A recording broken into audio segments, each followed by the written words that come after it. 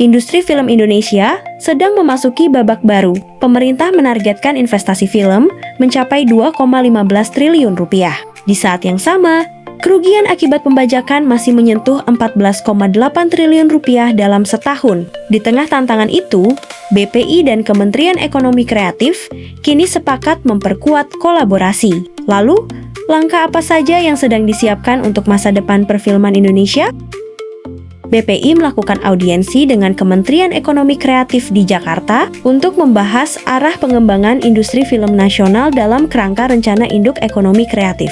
Pertemuan ini menjadi sinyal positif bagi perfilman Indonesia. Pasalnya, pemerintah menempatkan film sebagai salah satu sektor prioritas dalam Rencana Induk Ekonomi Kreatif yang tertuang dalam peraturan Presiden. Film masuk ke dalam sektor media yang menjadi salah satu dari 4 bidang kreatif utama bersama budaya, desain, serta digital dan teknologi. Dalam Rencana Pembangunan Jangka Menengah Nasional 2025 sampai 2029, pemerintah menargetkan pertumbuhan ekonomi kreatif melalui peningkatan ekspor, perluasan lapangan kerja, investasi, serta komersialisasi kekayaan intelektual atau intellectual property agar produk kreatif Indonesia mampu bersaing di tingkat global. Salah satu target yang cukup besar adalah investasi sektor film yang ditetapkan mencapai 2,15 triliun rupiah. Selain itu, pemerintah juga tengah menyiapkan skema insentif khusus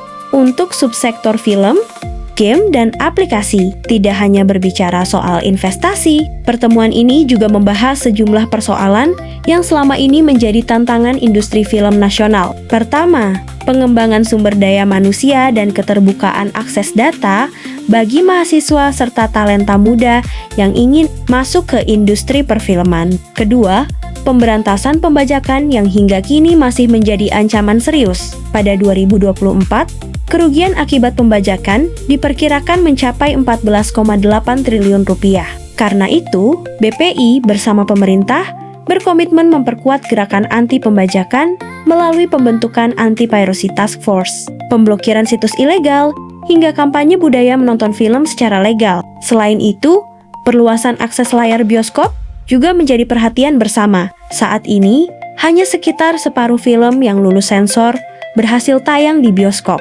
Karena itu, pembangunan layar bioskop lokal menjadi salah satu solusi yang mulai dibahas.